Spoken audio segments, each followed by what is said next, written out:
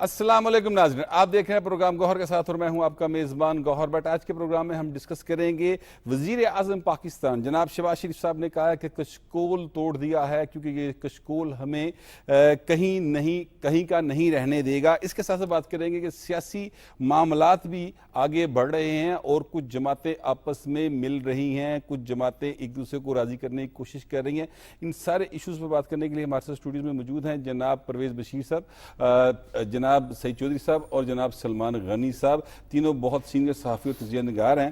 جناب پرویز بشیر صاحب، prime minister of Pakistan وزیر اعظم شہباز شریف صاحب جو ہیں وہ یو اے کے دورے پہ گئے ہیں اور وہاں پر انہوں نے یہ کہا کہ کشکول توڑ دیا ہے کیونکہ یہ کشکول ہمیں کہیں کا نہیں رہنے دے گا، اور ایسی ہی بات ہے سر، اب پاکستان کو ضرورت نہیں ہے کسی چیز کی۔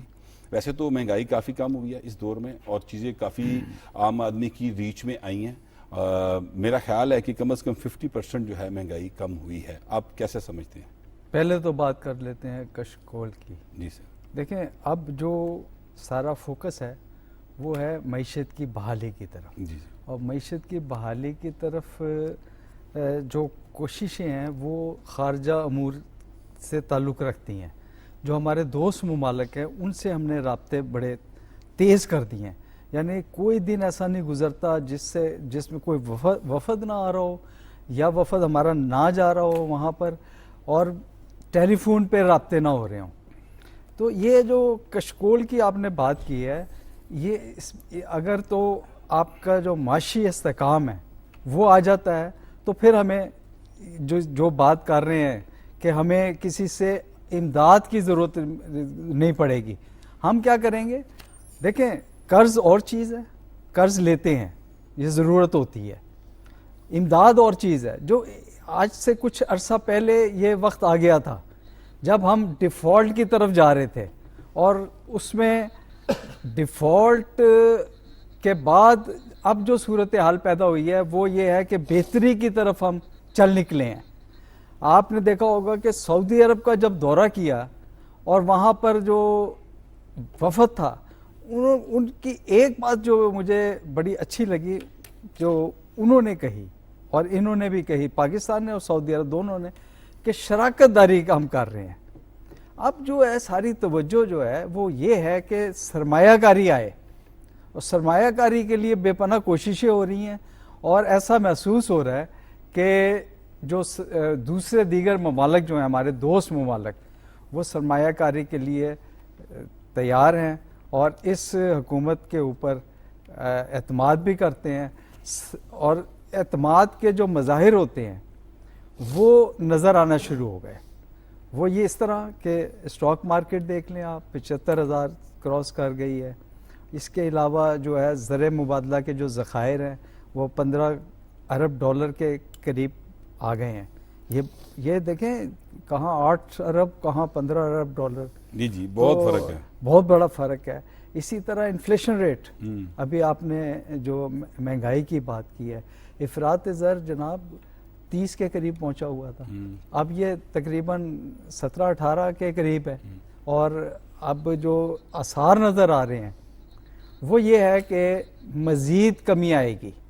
اور آپ نے دیکھا ہوگا کہ مارکیٹ میں جو چیزیں ہیں وہ یہ جو عام روزمرہ کی جو اشیاء ہوتی ہیں، یہ ٹماٹر، پیاز، گندم، روٹی بہت بڑا فیکٹر ہے۔ جو روٹی جو ہوتی ہے نا وہ کم ہو جائے تو غریب کو جو ہے وہ سہارا مل جاتا ہے۔ تو اسی طرح اور چیزیں ہیں وہ نیچے آ رہی ہیں اور یہ نظر آ رہے ہیں یہ چیزیں۔ تو میرا خیال ہے کہ امید ہے کہ مزید بہتری آئے گی، اور بس یہ دعا ہے کہ جو سیاسی استحکام ہے وہ قائم رہے اور اس کے اندر کوئی رکاوٹ نہ ڈال دے۔ سیاسی استحکام قائم رہے اور اس میں رکاوٹ نہ آئے کوئی۔ اس پر مزید بات کریں گے، فی الحال بریک کا کہا جا رہا ہے، ٹیک اے بریک۔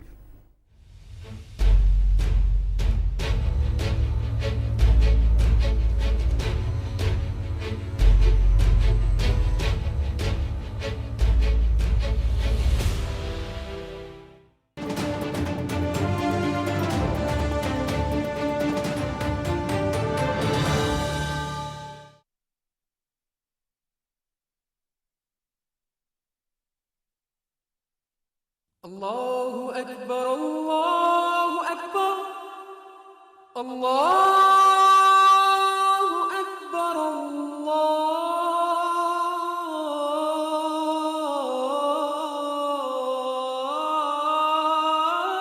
الله أكبر أشهد أن لا إله إلا الله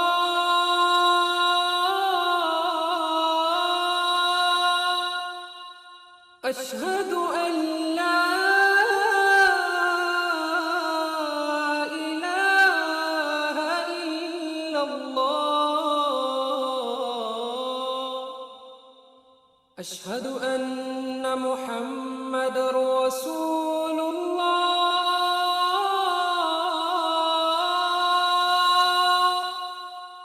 أشهد أن محمد رسول الله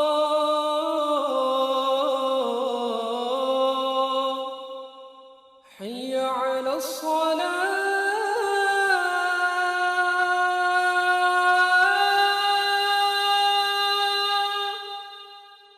حي على الصلاة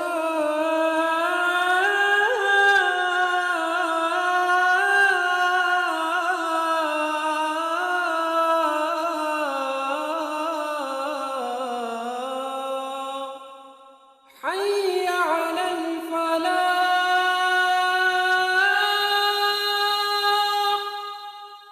حي على الفلاح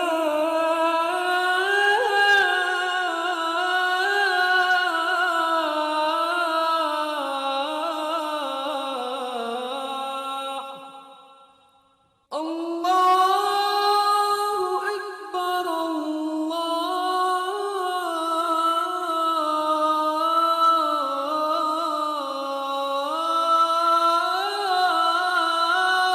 أكبر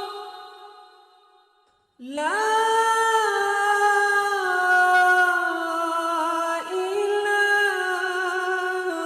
إله إلا الله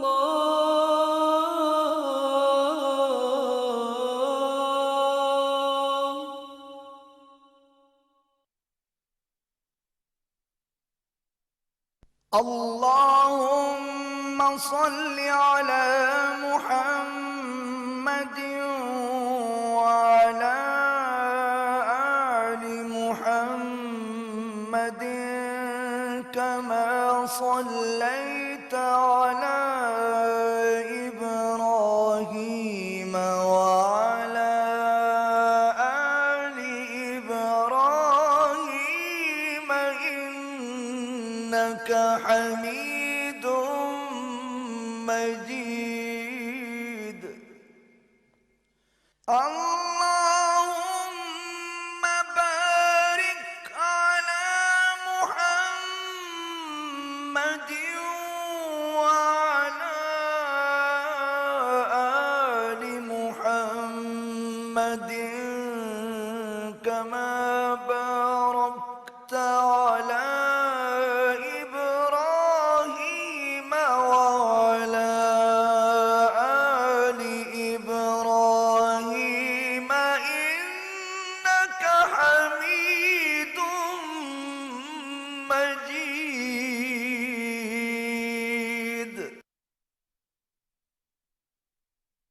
قرآنی آیات اور احادیث نبوی صلی اللہ علیہ وآلہ وسلم کا احترام ہم سب پر فرض ہے۔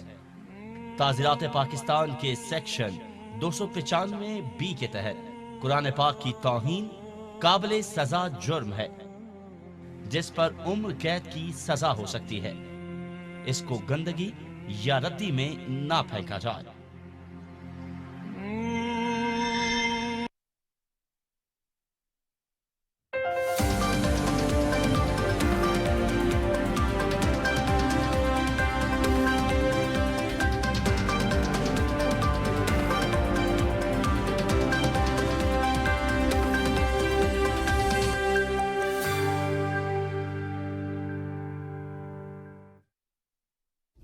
پانی زندگی ہے، لیکن فکر انگیز پہلو یہ ہے کہ ہم تیزی سے صاف پانی کے سنگین بحران کی طرف بڑھ رہے ہیں، جبکہ ہم روزانہ لاکھوں گیلن صاف پانی ضائع کر دیتے ہیں۔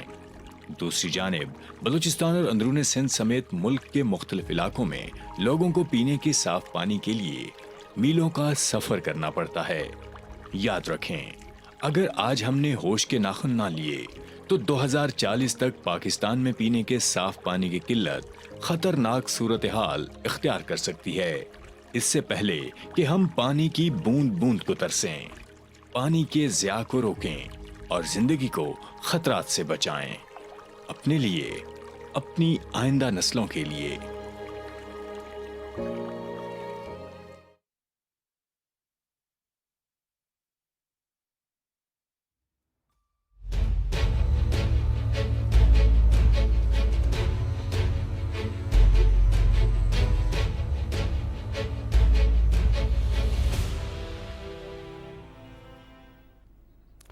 Welcome back. ब्रेक पे जाने से पहले परवेज बशीर साहब बात कर रहे थे कि सियासी इस्तेहकाम जो है वो अगर बरकरार रहे तो मुल्क की मैशत जो है वो बेहतर तरीके से ग्रो कर सकती है। जनाब सलमान गनी साहब, सियासी इस्तेहकाम मौजूद है और आपके ख्याल में इसमें मज़ीद काम करने की ज़रूरत है? देखिए भट्ट साहब, आपने प्रोग्राम का आगाज़ किया था कि प्राइम मिनिस्टर ने यूएई में कहा है कि कशकोल तोड़ेंगे।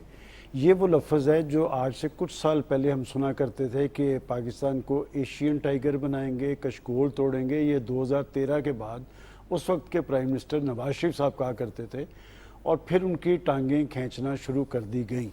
दरअसल जब भी पाकिस्तान मुआशी हवाले से संजीदगी इख्तियार करता है तो कौन, कैसे, क्यों कर टांगें खींचता है, हम जब तक इस बात का सुराग नहीं लगाएंगे और इनके ज़िम्मेदारान को नहीं पकड़ेंगे तो हम एशियन टाइगर भी नहीं बन पाएंगे और कशकोल भी नहीं तोड़ पाएंगे।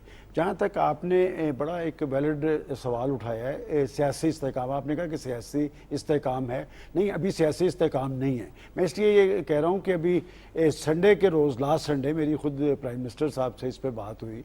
मैंने उन्हें पूछा कि जब आप सियासी इस्तेहकाम की बात करते हैं, सियासी मफाहमत की बात करते हैं, मुआशी हवाले से मफाहमत की बात करते हैं, तो इस पे तो पेशरफ्त हुकूमतों को करनी होती है। तो उन्होंने कहा कि मैं सियासी मफाहमत के लिए आखिरी हद तक जाने के लिए तैयार हूँ, लेकिन सियासी मफाहमत उन लोगों के साथ होगी जिन्हें कौमी मफादात का तहफ़्फ़ुज़ अज़ीज़ होगा, जो आइन और कानून की बालादस्ती पर यकीन रखेंगे, जो रियासत और रियासती अदारों का एहतराम करेंगे।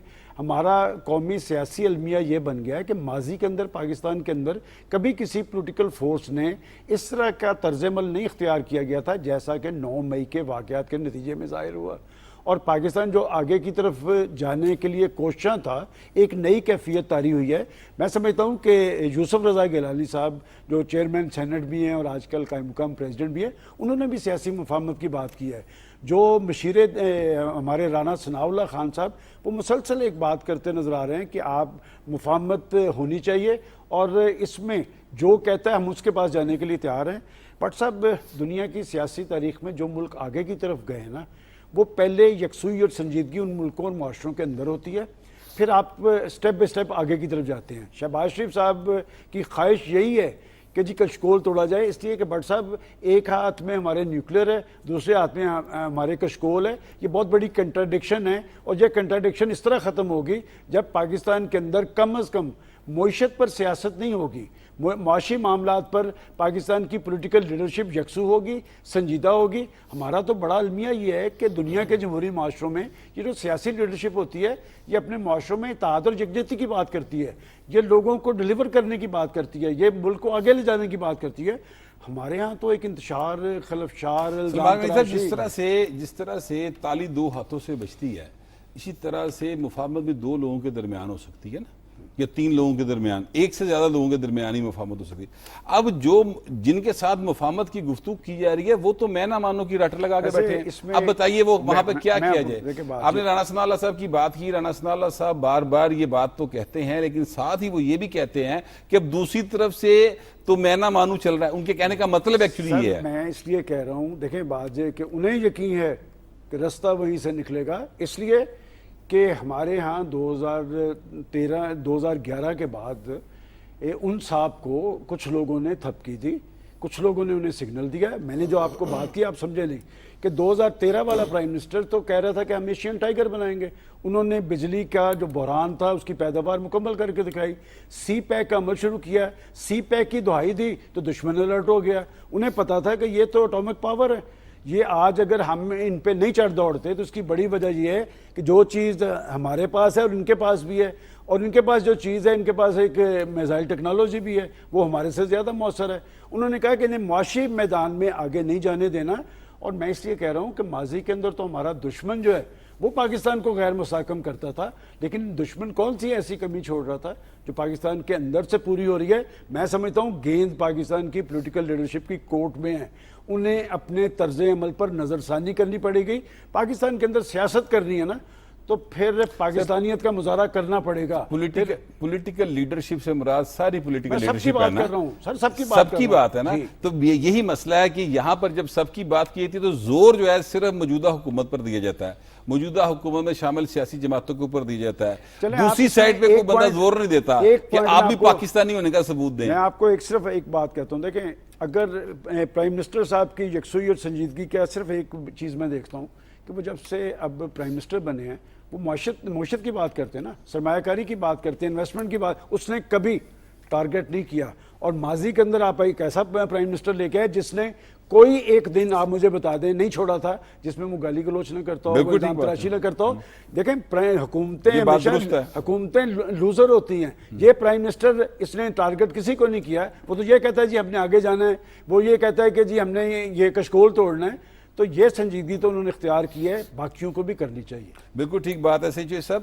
یہ جو ہمارے اس وقت پرائم منسٹر ہیں, جب یہ اپوزیشن لیڈر تھے اس وقت بھی انہوں نے پہلی جو سپیچ کی تب کہا تھا کہ ہمیں اپنی معاشی سی او ڈی کرنا چاہیے, مساق معیشت کی بات انہوں نے کی تھی. اس وقت ان کی بات کو کسی نے نہیں توجہ دی, اور اگر تب مان لی ہوتی تو آج چیزیں کہاں چلی جاتی. نہیں, کسی سے مراد وہ اس وقت کی حکومت جی سر, اس وقت کی حکومت نے نہیں دی تھی, لیکن باقی لوگ جو تھے تجزیہ نگار تھے, باقی اس معاملات کو سمجھنے والے لوگ تھے, وہ تو یہ کہہ رہے تھے, اپریشیٹ کر رہے تھے. اور یہ دوسری جو بات ہے, یہ جو معیشت کے لیے ہمارے وزیر اعظم صاحب ایک کہتے ہیں نا کہ جناب وہ گھوم رہے ہیں کبھی ادھر کبھی ادھر کبھی وہاں. اب ابوظہبی میں جو وہ گئے ہیں تو وہاں انہوں نے ترغیب بھی دی ہے, ان کو بتایا بھی ہے کہ پاکستان میں آئی ٹی جو وزارت ہے وہ ٹرانسفارم ہو چکی ہوئی ہے, ہم معیشت کے لیے پرعزم ہیں.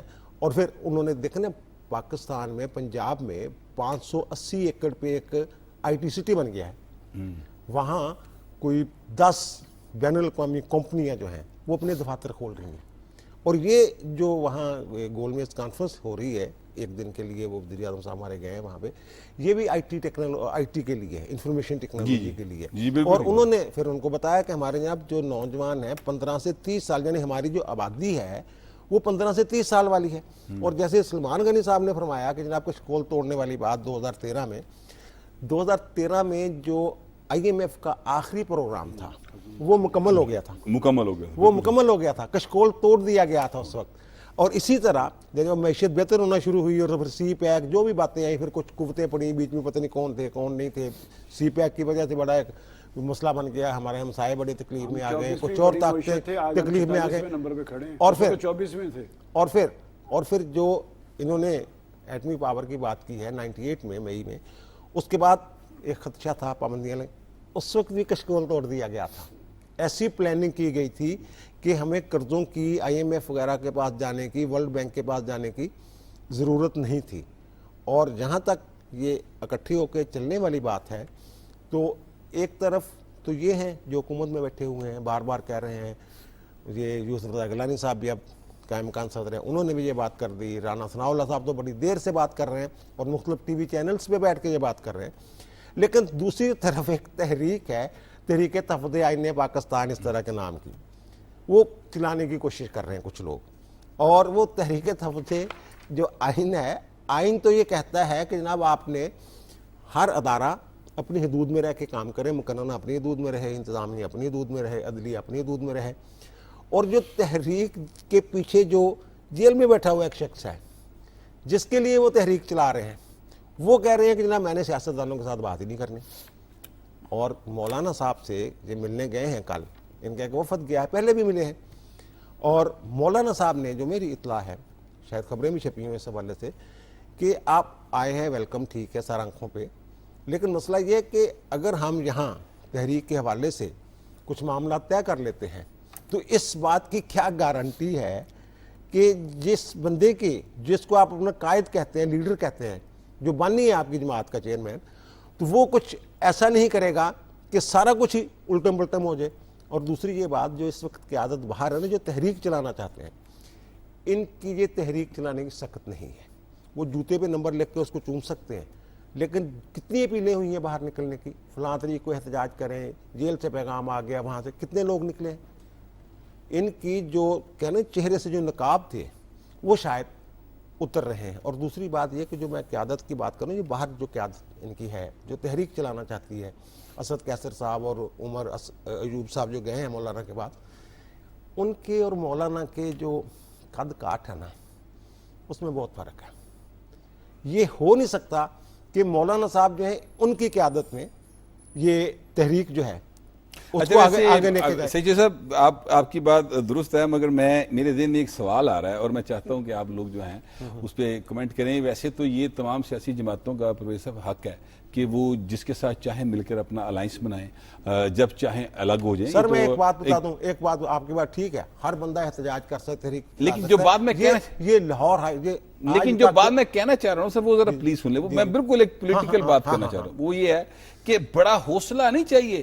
مولانا صاحب کے بارے میں جو باتیں کی گئیں اور جو باتیں ادھر سے کی گئیں, اس کے بعد اکٹھے بیٹھنے کا اور ساتھ مل کے چلنے کا کافی زیادہ حوصلے کی ضرورت نہیں ہوگی. یہ میں پہلے جو آپ کی بات نہیں ہے, تحریک چلانے جو تحریک انصاف ہے یا بڑا سیاسی کس کے بارے میں کیا کیا کچھ کہہ چکی ہے, وہ ایسی بات. مولانا میں آپ کو ایک فکرے میں بتا دیتا ہوں کہ مولانا کو یا بڑا سرکاری منصب چاہیے یا بڑا سیاسی کردار چاہیے, اور جب وہ حکومت میں نہیں ہوتے تو بڑا سیاسی کردار انہیں پی ڈی ایم کے سربراہ کے طور پہ اس لیے ملا تھا کہ دونوں بڑی پولیٹیکل پارٹیز ان کے پیچھے تھیں. اب بھی میں سمجھتا ہوں کہ آپ دیکھیں کل کی ملاقات کے بعد انہوں نے کہا کہ مولانا کچھ یقین دہانیاں چاہتے ہیں. سب سے بڑا بوجھ پتہ کیا ہے, میں آپ کو بتاتا ہوں. آج سب سے بڑا بوجھ یہ ہے کہ پی ٹی آئی کے ساتھ ملنے کے لیے سب کو وہ 9 مئی کا لوڈ بھی لینا پڑے گا.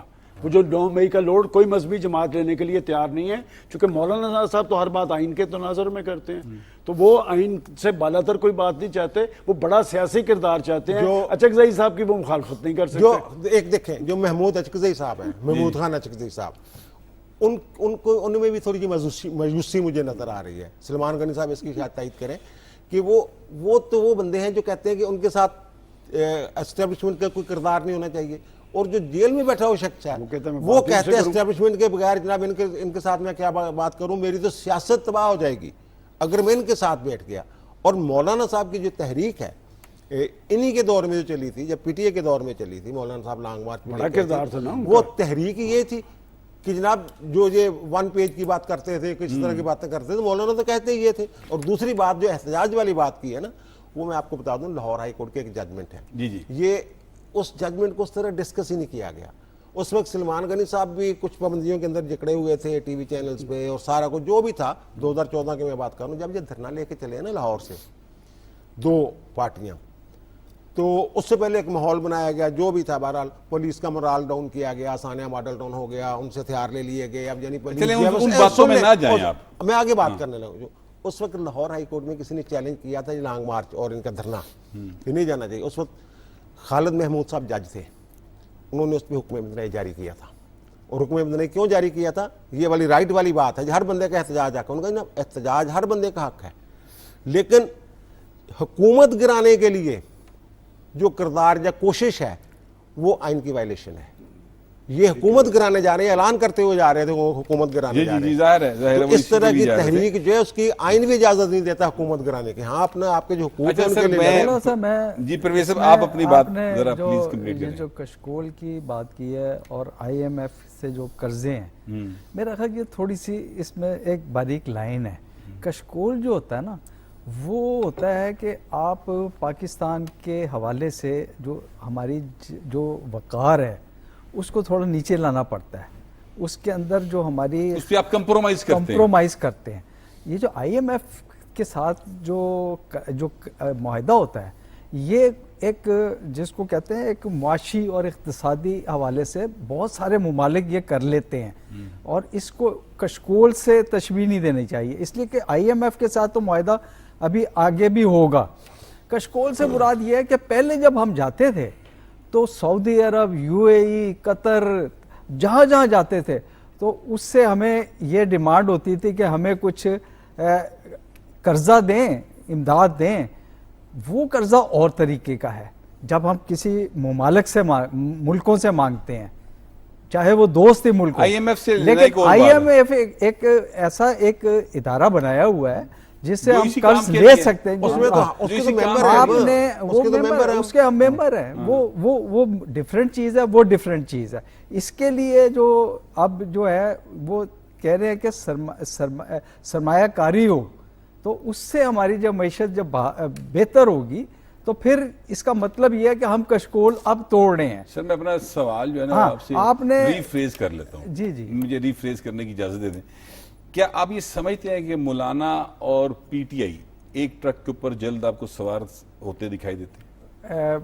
یہ سوال جو ہے مشکل اس کا جواب دینا، اس لیے کہ جو اندر کی نیتیں ہیں یا جو حال ہے وہ تو نہیں کوئی بتا سکتا، لیکن فرق بہت ہے ان دونوں میں۔ اس لیے کہ دیکھیں آپ نے سیاسی استحکام کی بات کی ہے تو میرا خیال ہے کہ اس کے اندر آدھا سچ نہیں چلے گا، اور سیاسی استحکام جب تک نہیں آئے گا جب تک آپ پورا سچ نہیں بولیں گے۔ ابھی یہ جو ہے پی ٹی آئی کا سارا جو بیانیہ ہے وہ یہ ہے کہ ہمارے اوپر ظلم ہو رہے ہیں، ہم پر غلط مقدمے قائم ہو رہے ہیں، ہمارے جو ہے اٹھایا جا رہا ہے اپنا ارکان ہیں۔ وہ بات یہ ہے کہ وہ یہ کہیں کہ ہمارے دور میں وہ بھی تو بتائیں نا کہ ہم سے غلطی ہوئی، غلطیاں جو ہیں وہ بے شمار ان سے ہو چکی ہیں۔ اب سیاسی استحکام تو جب ہی ہوگا نا، آپ 9 مئی کی بھی غلطی ہوئی ہے وہ بھی نہیں ماننے کو تیار، اور جو غلطی نہیں ہے سر، وہ غلطی نہیں، وہ تو جرم ہے نہیں، مگر ان کو ایک دیکھیں ملک کی خاطر ان کو ایک آپشن دی گئی ہے۔ وہ جو آئی ایس پی آر کی پریس کانفرنس ہوئی تھی انہوں نے کہا تو غلطی مانیں، معافی مانگیں، ٹھیک ہے، وہ ایک آپشن تھی نا، اس لیے کہ ملک چلانا ہے نا۔ اگر آپ اس میں رکھنے ڈالتے رہیں گے تو میرا خیال ہے کہ وہ جو ایک ساؤتھ افریقہ بھی یا دوسرے ممالک میں ایک ٹروتھ کمیشن اور ریکانسیلیشن، یہ اس کے لیے ضروری ہے کہ وہ اپنی غلطیاں تسلیم کریں۔ انہوں نے بھی بہت ساری جس کو کہتے ہیں نا ظلم ڈھائے ہوئے ہیں، اور وہ کس کے اوپر ڈھائے ہوئے ہیں؟ وہ جو اب پارٹی جو برسر اقتدار ہے انہوں نے یہ کام نہیں کیے، نہیں انہوں نے کسی کو نہیں چھوڑا، پوری کی پوری اپوزیشن جو ہے ان کو انہوں نے اندر کر دیا تھا، انہوں نے ریاست کے خلاف یہ کام نہیں کیے جو یہ کر بیٹھے۔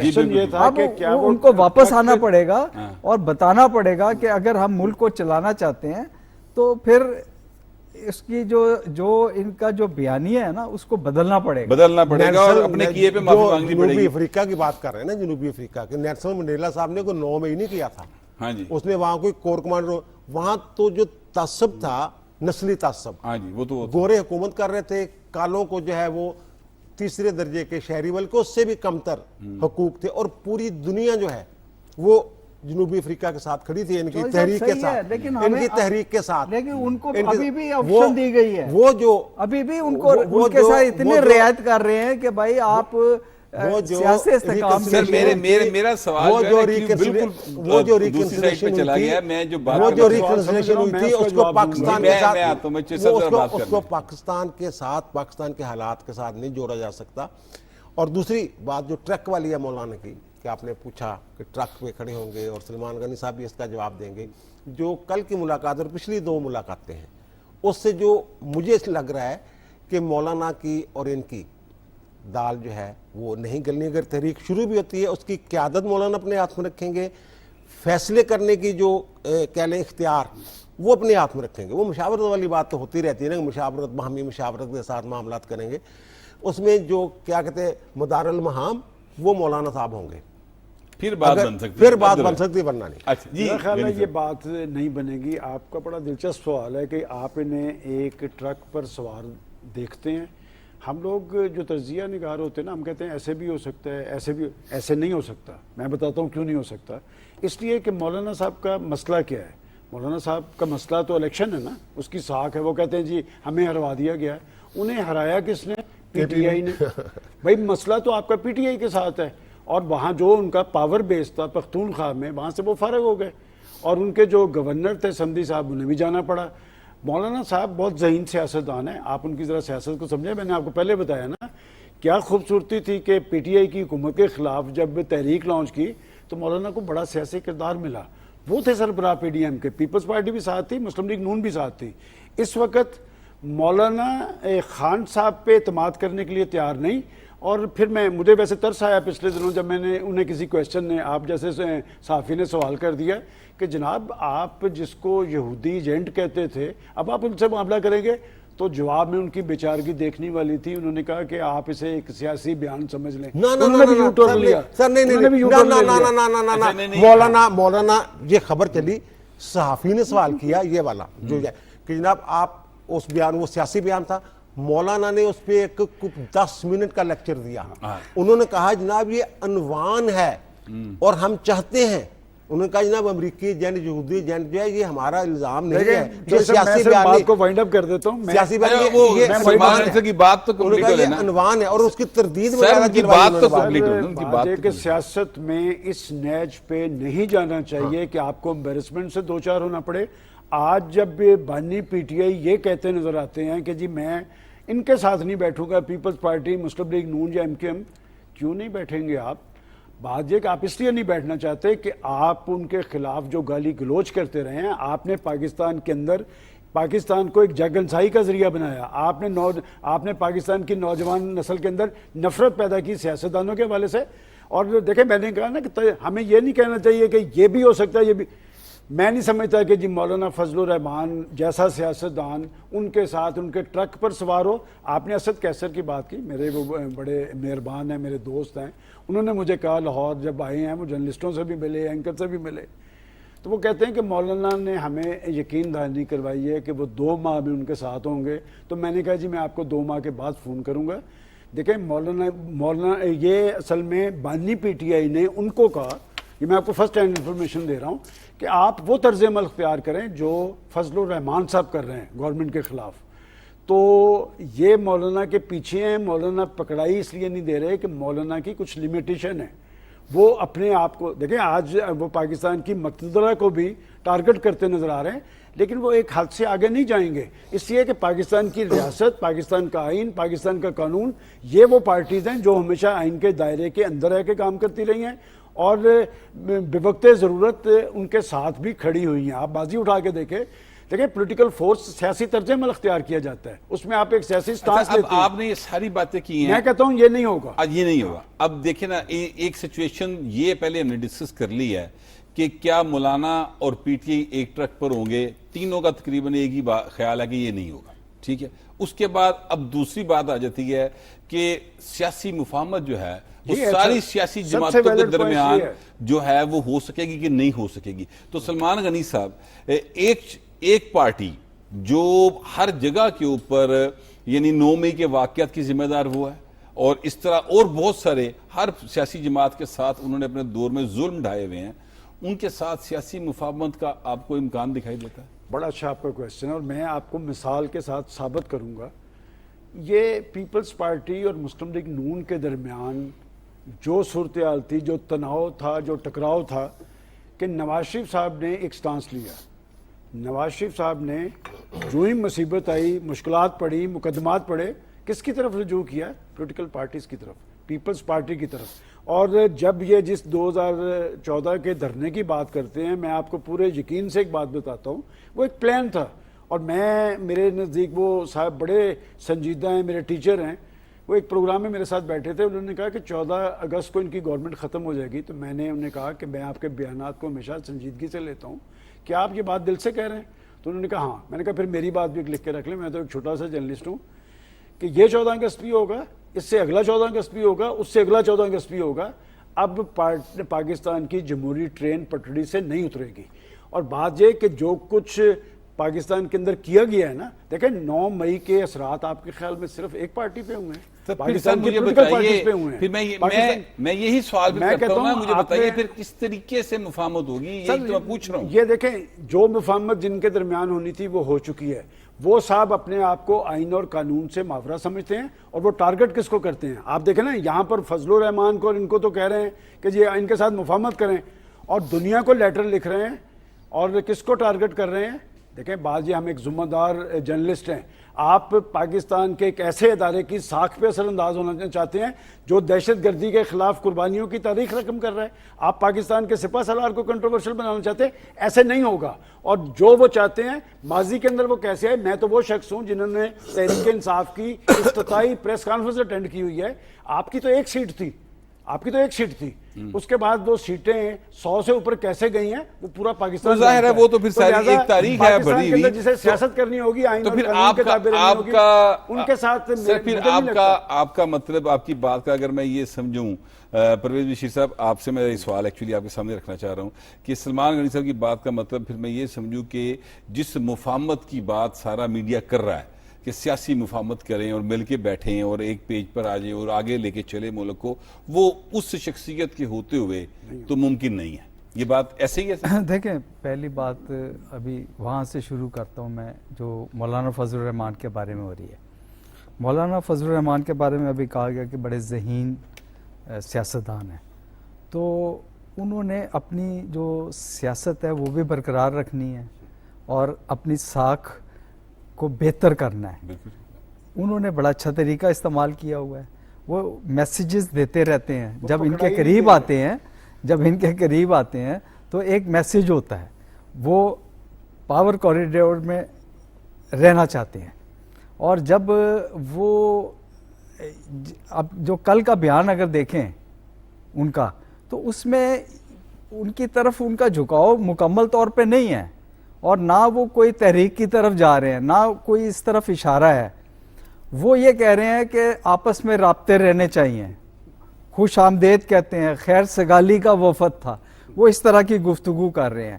یہ ایک نارمل سی گفتگو ہے, یہ ان کی طرف جانے کا کوئی واضح اشارہ نہیں ہے. وہ کہہ رہے ہیں اچھا, مسائل پر تو کسی تو کو اختلاف دوسری نہیں. بات آپ نے کہی ہے حکومت کے حوالے سے کہ یہ آپ کہہ رہے ہیں کہ مفاہمت. دیکھیں رانا ثناء اللہ نے کل ایک بات کہی ہے کہ 5 سال کے لیے یہ حکومت آ گئی ہے اور یہ برقرار رہے گی, اور جو تحریک انصاف ہے اس نے بھی اس سسٹم کو, اس نظام کو قبول کر لیا ہے اور وہ اس سسٹم کا حصہ ہے.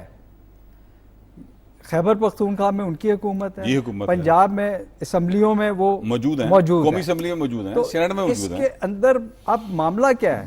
اب معاملہ تو یہی ہے نا کہ اس کو جو سسٹم چل رہا ہے اس کے اندر ان کو قائل کرنا ہے کہ وہ بہت, دیکھیں احتجاج جو ہے وہ حق ہوتا ہے, اگر اس احتجاج سے بڑھ کے اگر رخنہ اندازی کریں گے جیسے انہوں نے سی پیک کو خراب کرنے کی کوشش کی تھی, تو پھر جو ہے ان کے ساتھ جو قانون آئین ہے اس کے ساتھ نپٹا جائے گا.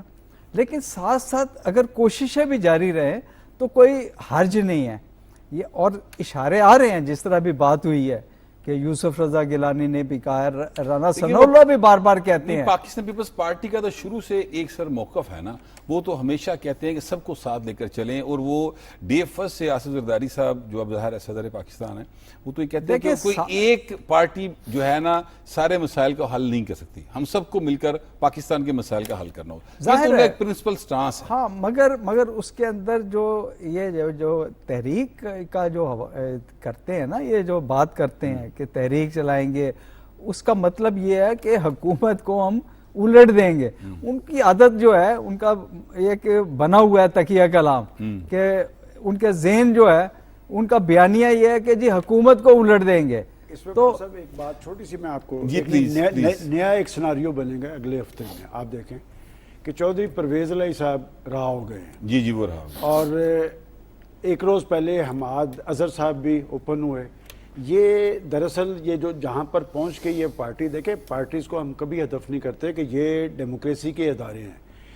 اصل میں آج جس نیٹ پہ وہ پہنچے نا، وہ جو ایک وکلا لیڈرشپ ان کے قریب آئی تھی جن کی سیاسی عمر پی ٹی آئی میں 2-3 سال تھی، اب پی ٹی آئی پہ ایک سیاسی غلبہ آئے گا، چونکہ پرویز الہی ان لوگوں میں شامل تھے جو روک رہے تھے انہیں کہ جناب اسمبلیاں نہ توڑیں، اپنی حکومتیں نہ گرائیں، اپنا طرز عمل تبدیل کریں، سیاسی یہ ریاستی اداروں سے الجھنے کی پالیسی ہمیں اس انجام پہ پہنچا دے گی۔ میں آپ کو آج بتا رہا ہوں کہ آپ ان کا دیکھیں گے 2-4 روز کے اندر بیان آئے گا کہ ہم اداروں کو ٹارگٹ کرنے کے خلاف ہیں۔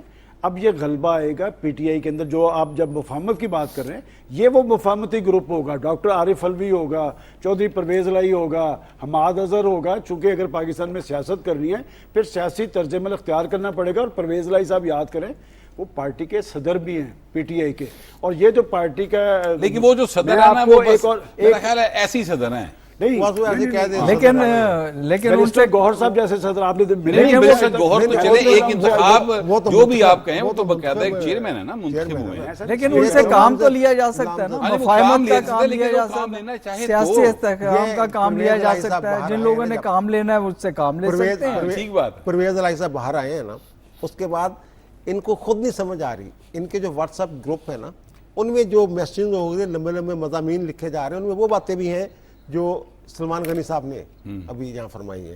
اس طرح ان کو خود سمجھ نہیں آ رہی کہ پرویز الہی اب کیا کرے گا ہمارے ساتھ، اس کو کہاں روکنا ہے، کہاں راستے بال کنٹرول کرے گا کرنا اور کیا ہے، کرے یعنی گا؟ وہ عجیب و غریب قسم کی وہاں کنورزیشن جو ہیں، گفتگویں، بحث جو ہے وہ ان کے گروپوں میں اپنے اندر یہ باتیں جو ہے یہ چل رہی ہیں، اور اس میں کچھ اور بھی باتیں ہیں جو جن پہ یقین نہیں کیا جا سکتا، لیکن ان کا جو کہہ لیں آپ خلاصہ وہی ہے جو سلمان غنی صاحب نے۔